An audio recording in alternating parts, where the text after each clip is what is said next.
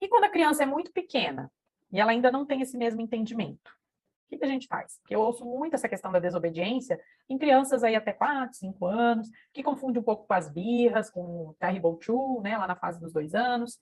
E vem muito essa dúvida para mim, Renata, mas quando a criança é muito pequenininha, como que a gente fala? Porque daí não tem a possibilidade de ter esse diálogo tão maduro, né, usar essa linguagem tão complexa com a criança. Ok, mas vamos entender que o princípio é o mesmo. A fonte, vamos dizer assim, a sua postura, o seu comportamento diante da desobediência, o seu objetivo é o mesmo. O que vai mudar é a linguagem que você vai usar, tá? Então, assim, ó, entre 1 e 4 anos, é uma idade que a criança mexe em tudo, é a idade que você fala não para ela, ela chora, porque ela não entende o porquê desse não, ou é uma idade que ela não quer concordar com você, né? Você faz pedidos para ela e ela fala que não, ela quer discordar de tudo, ela quer ser do contra, como eu ouço. Então, vamos entender aqui, ó, vamos imaginar uma criança que ela quer, pequenininha, tá? 1 ano e pouquinho, 2 aninhos, que ela quer tirar todos os sabonetes das embalagens. Ela abre lá no teu armário, na sua despensa, no banheiro, a gaveta, e ela vai arrancando os sabonetinhos de dentro. Eu estou falando isso porque meu filhinho pequeno, Lucas, ele faz isso com as pastas de dente. Ele não pode ver uma caixa de pasta de dente que ele arranca todas as pastas de dente de dentro da caixa e ainda quer apertar a bisnaguinha para a pasta sair, para ver a pasta vazando dali, tá? Então, vamos pensar nessa situação com os sabonetes, como eu dei aqui no exemplo.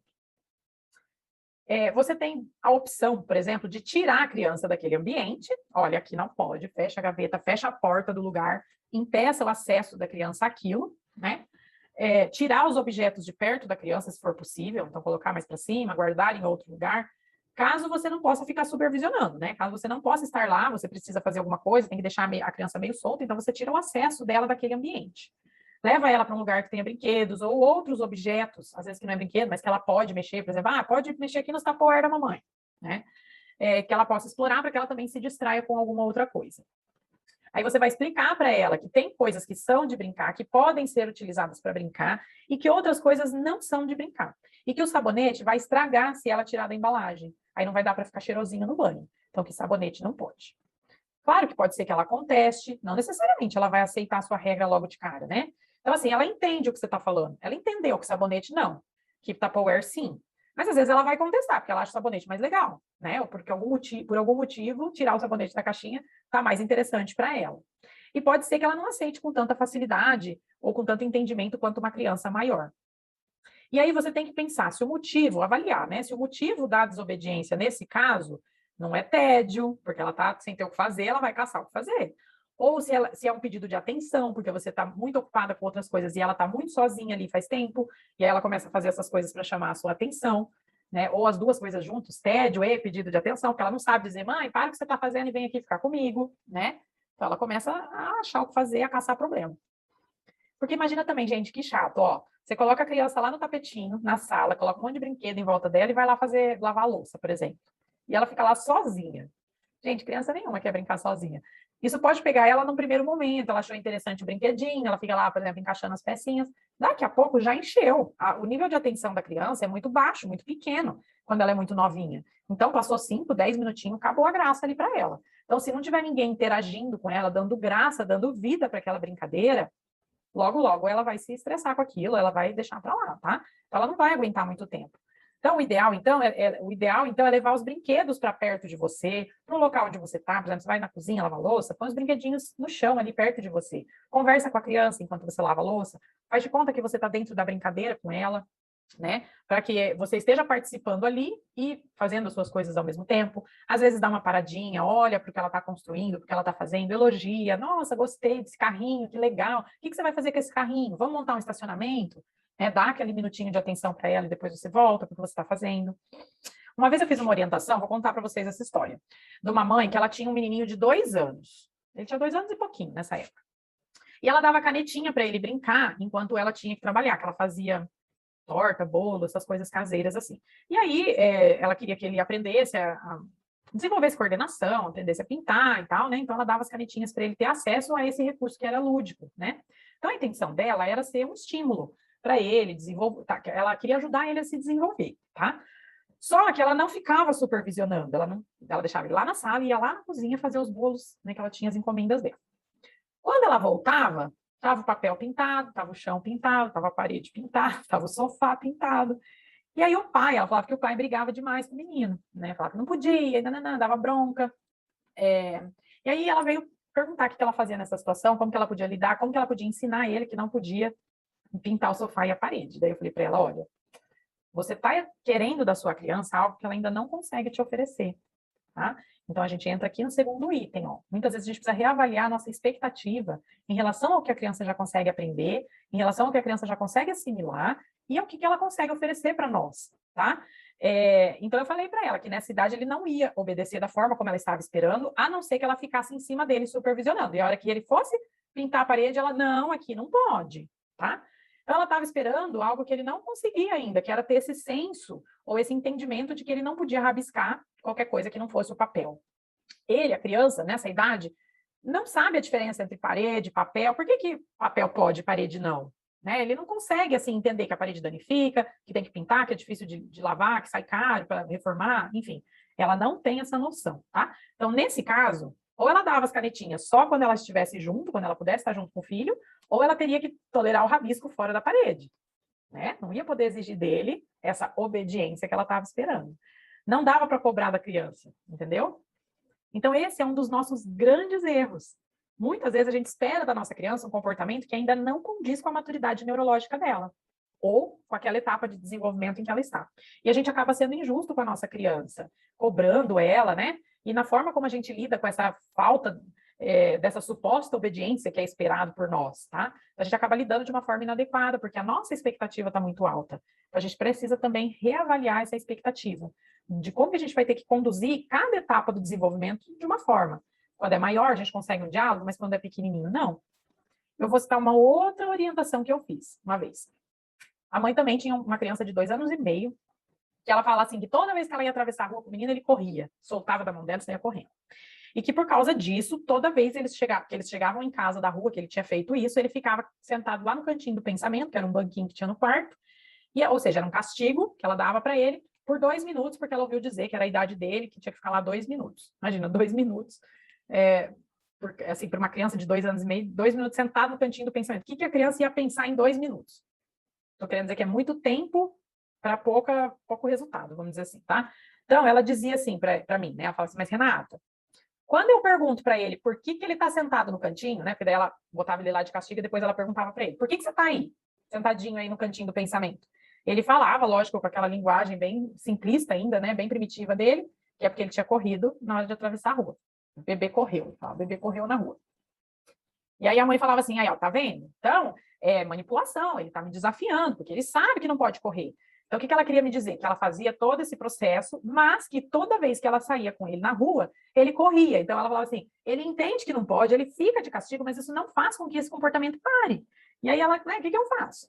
Então, ela achava que ele estava entendendo a regra, só que ele não cumpria, porque ele estava sendo desobediente, porque ele era teimoso e tudo mais. O que eu expliquei para essa mãezinha? Que nessa idade ele não tem a mínima noção de perigo. Ele não tem a mínima noção do quão perigoso é atravessar uma rua.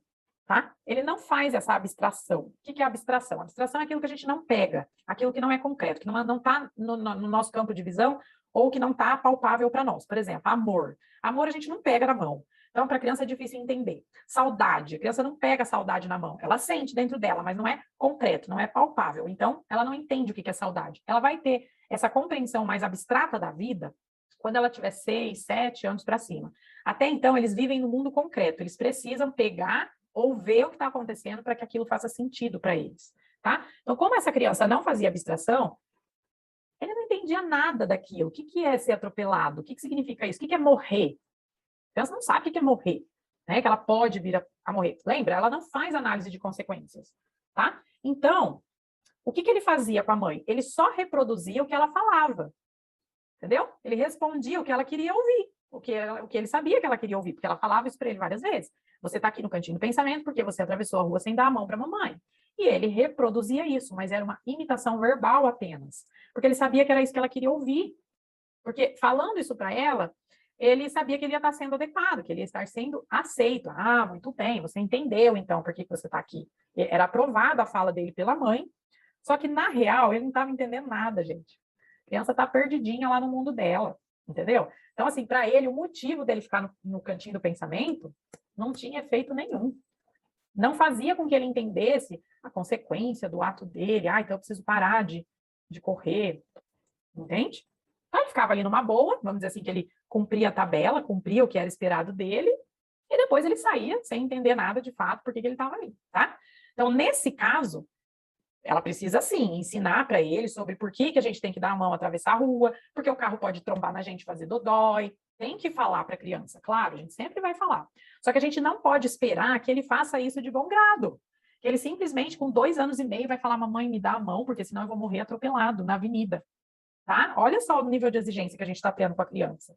Então, assim, o que eu falei para ela? Todas as vezes que for atravessar a rua, você vai explicar para ele por quê, né? Que se não der a mão para a mamãe, o carro pode bater e fazer dodói.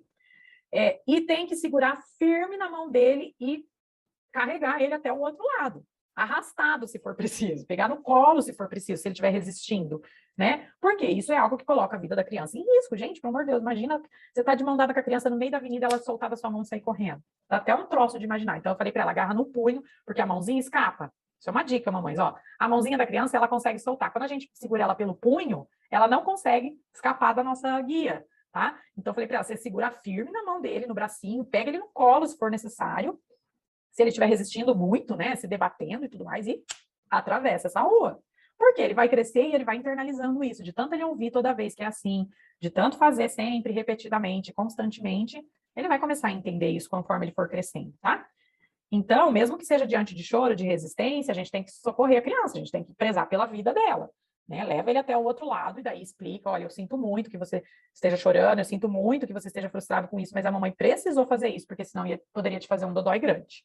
E acabou, vida que segue, tá? Então, se a criança chora, resiste, se rebela, tudo bem, gente, ela também precisa lidar com a frustração de que ela não pode sair correndo, né, atravessar a rua correndo sem a mãe junto, tá?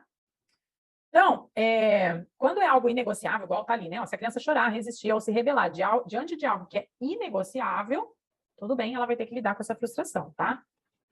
As contestações, então, ou desobediências, são fontes importantíssimas de aprendizado, de habilidades maravilhosas que eu vou listar aqui agora para vocês. Então, lembra sempre disso, dá print nessa tela, gente, ó.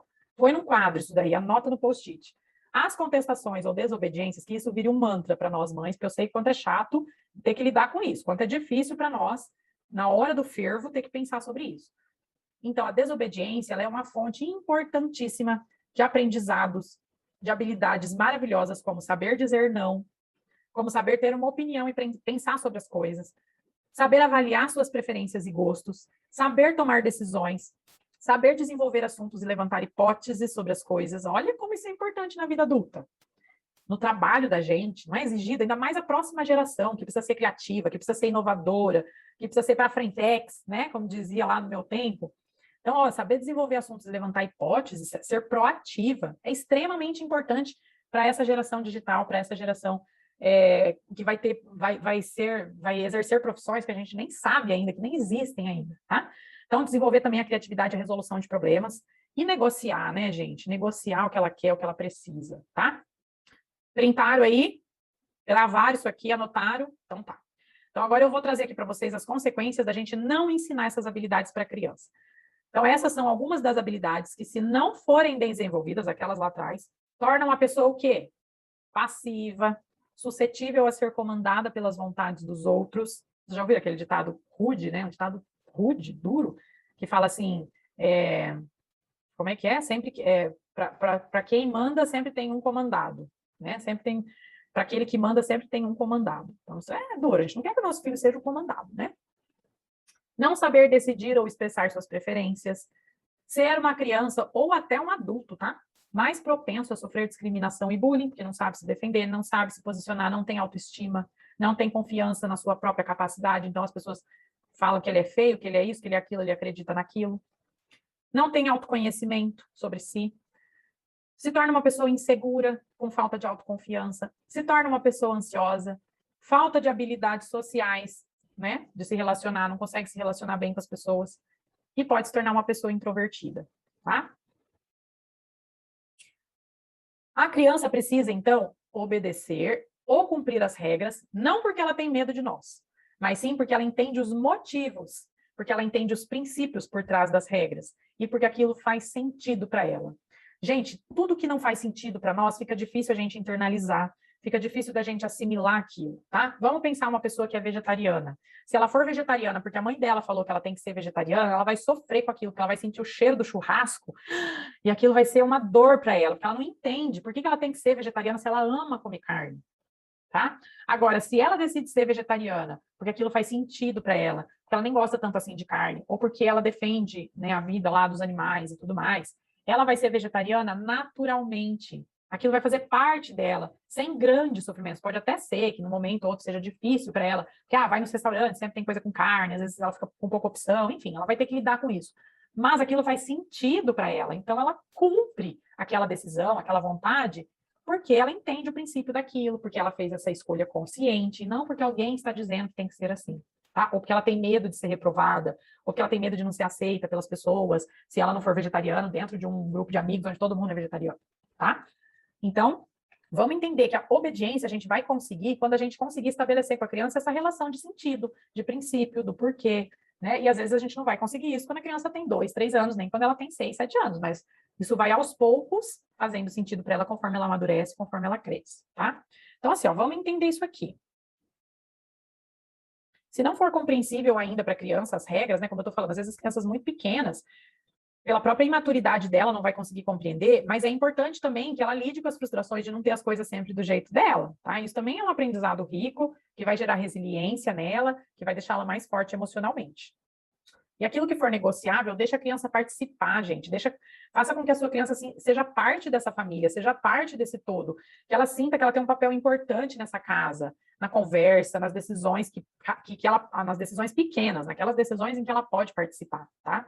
Então, caso seja possível também atender uma sugestão da criança, desde que ela peça de uma forma adequada, através do diálogo, num tom de voz que você considera ok, né? Concorde com a sua criança, para que o comportamento dela de negociar, de se expressar, de buscar soluções também seja reforçado e se fortaleça, porque se você não falar para ela que é isso aí mesmo, que ela está no caminho certo, e se ela nunca conseguir o que ela quer na conversa, daí também não vai valer de nada. Ela vai tentar na briga, então, eu nunca consigo o que eu quero conversando direitinho do jeito que você quer. Então, vamos ver se na briga funciona, entendeu? Então, na medida do possível, aquela sugestão que ela está te dando, se for possível, por exemplo, ó, você quer que ela use o tênis amarelo. E ela vem e fala para você, eu não quero amarelo, eu quero cor-de-rosa. Ah, mas eu quero que você use o amarelo, porque o amarelo combina mais com a sua roupa, porque o amarelo é mais adequado à ocasião que a gente vai. Gente, se ela fala, mamãe, mas eu quero rosa, eu gosto do rosa, porque o rosa é mais confortável. Se ela fala de uma forma adequada, negociando com você, te dando motivos do porquê ela quer o cor-de-rosa, por que a gente não vai deixar ela ir com o cor-de-rosa? Deixa ela ir com o cor-de-rosa para mostrar para ela que, tá bom, você me convenceu, você foi boa aí na sua negociação, você me deu um bom motivo para ir com o cor-de-rosa, então tá bom, pode ir com o cor-de-rosa hoje, tá? A gente precisa reforçar o bom comportamento. Senão, da próxima vez, ela vai brigar porque ela quer o rosa. Quem sabe no grito ela ganha o cor-de-rosa, tá? Então, vamos lembrar assim, ó, tudo que a gente pune, tudo que a gente poda, tudo que a gente barra, a gente tende a diminuir aquele, né, comportamento. Tudo que a gente reforça tende a aumentar. Então, para aumentar os comportamentos adequados, a gente tem que reforçar. E os inadequados, como o choro, a mãe ou as expressões incorretas, a gente tem que diminuir.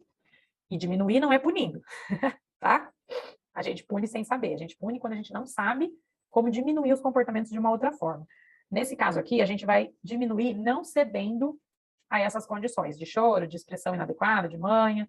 A gente não vai ceder ao que a criança quer sob essas condições. E ajudando a criança a entender como ela deve agir para obter o que ela precisa ou o que ela quer. Tem uma famosa frase que vocês devem conhecer que diz: o combinado não sai caro. Não sai caro para o adulto e não sai caro para a criança também. Vamos fazer combinados com as nossas crianças. Se isso vale para nós, isso vale para as crianças também, tá? Então, faça combinados com seus filhos, que você vai ver a diferença que é na relação entre vocês. Como diminui a desobediência quando a gente combina as coisas antes, quando a criança já tem previsão do que vai acontecer com ela, quando ela tem a previsão das consequências dela não cumprir aquela regra, quando está tudo muito claro, entendeu? Diminui muito as chances da desobediência, porque muitas vezes a desobediência é por falta de combinados, a criança se sente injustiçada, ela não esperava por aquela consequência que você está aplicando e ela vai se rebelar contra isso. Então, fazendo combinados, a gente previne a desobediência. Não tenha medo de perder o seu status na hierarquia por causa das contestações do seu filho. Pode até ser que a criança se expresse de forma desrespeitosa com você naquele momento. Mas é porque ela ainda não está pronta, gente. E ela está aqui para aprender. E é isso que a gente vai ensinar e moldar. O nosso papel é esse. É pegar essa massinha de modelar que está em forma bruta e transformá-la em uma pessoa incrível. Eu espero de verdade que eu tenha contribuído. Deixa eu parar aqui o compartilhamento. Espero que tenha sido esclarecedora essa aula, que vocês tenham gostado. Comenta aqui para mim embaixo da aula se está tudo ok, se vocês entenderam, se tem alguma dúvida. E continua comigo aqui na plataforma, porque toda semana vocês têm acesso a uma aula nova. E eu sempre procuro abrir tudo para vocês, entregar o ouro para vocês, o que acontece dentro de uma orientação de pais, de como eu oriento as famílias, de como elas conseguem resultados diferentes, para que você possa tentar aplicar aí na sua vida e ter sucesso aí na sua educação, na educação dos seus filhos, na sua relação com seus filhos. Tá bom? Muito obrigada por estar aqui. Um grande beijo, até a próxima aula.